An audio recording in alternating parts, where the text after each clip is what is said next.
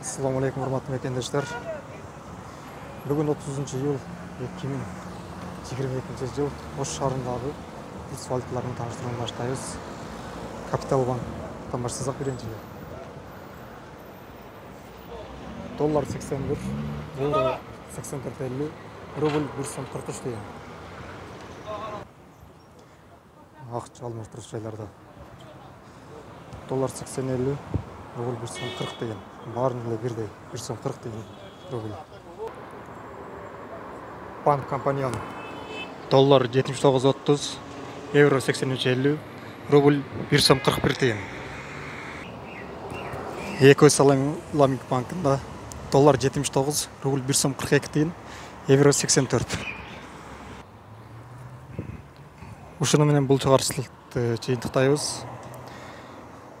Каналга каттала электер болсо каттала кетиңиздер.